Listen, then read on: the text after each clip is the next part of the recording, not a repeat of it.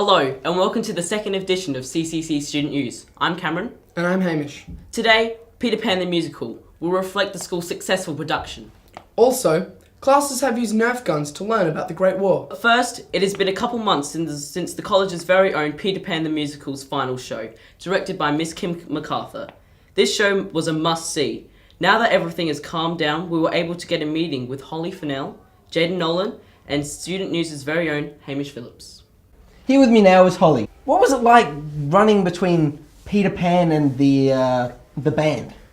It was crazy. For those that don't know, I was playing Wendy. So for most of the scenes I was on stage, but then in the scenes that I wasn't, I was running down to the orchestra pit to play the trumpet and the saxophone.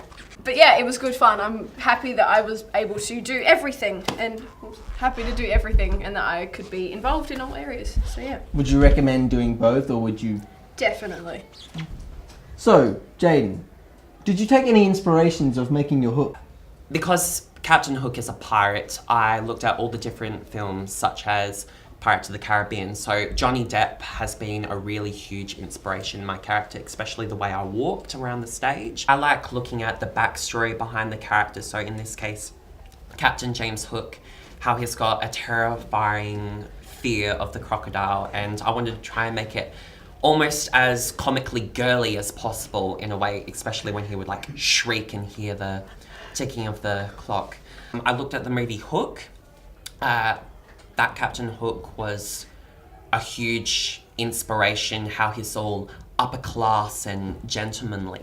Well, thank you so much for coming on the show, Jaden. It's been a pleasure. No worries, thank you for having me, Tom. So, Hamish, what was it like being the main at such a young age? Well, Tom, it's good because it's a very good experience to be able to feel what it's like being in the show business. Especially at my age, not a lot of children get that opportunity. And I feel like it's good working at a young age in this type of profession, so it prepares you for when you get older.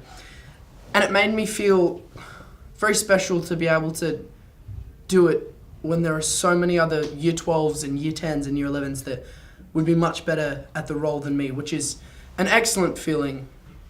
Yeah, it was a great experience, Tom. I would absolutely recommend it to other people, and I can't wait to do it again in Year 11. Well, thank you for coming on. No worries. Let's take a trip back in time. It all started in 1914, when Archduke Franz Ferdinand was assassinated. The following war lasted 4 years and was not to be missed. Noah managed to square a one-on-one interview with Mr. Andrew Glasson. Let's take a look at what he had to say. So I'm joined with Mr. Glasson here. What inspired you to create a replica of World War One? Thanks for inviting me, Noah. Look, I think at the end of the day, as a history teacher, I'm passionate about sharing information with students, and sometimes information about history is really dry, and kids can't always learn by just reading or watching a clip. They have to experience it. Yeah. I fully understand what you mean. Did the class enjoy the task? I think they did, and what led up to the task and what made more meaning in the task was we did a series of lessons to understand aspects of the war and trench warfare systems, and some about the weaponry and the experience of soldiers too.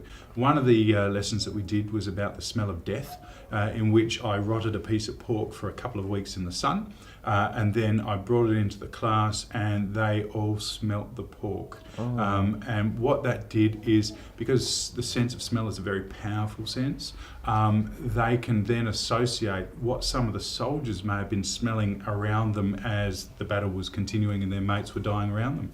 So things like that, I guess, connect students to learning in ways that they wouldn't get out of a textbook. Did you think that this task helped the students to learn better? I really do. I think that many will walk away understanding a bit more of what it means to go to war and what the experience of soldiers were, and also using things like primary sources about soldiers that fought in the war. Students were reading letters that they'd written to their homes or their loved ones in regards to their experiences of war, and then when you connect that to the experience of the Nerf battle that we held, students could really understand some of the pressures that these soldiers faced and the environments that they were working in. Yeah.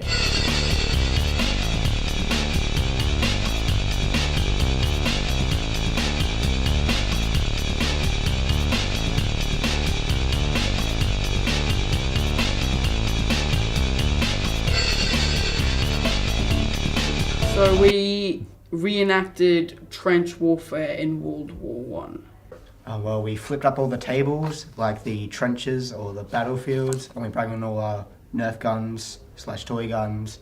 We tried to keep it as real as it was recorded. So having 6 people on a machine gun, which is what they would in World War One, having only 10 bullets, because that was what you could only fire per minute. You know, using chairs with string attached so that it was reenacted as barbed wire. And our class had to rush their class and try and take over their class while they would be defending, and then when that was finished, or when either side all died, we would swap and they would have to attack us.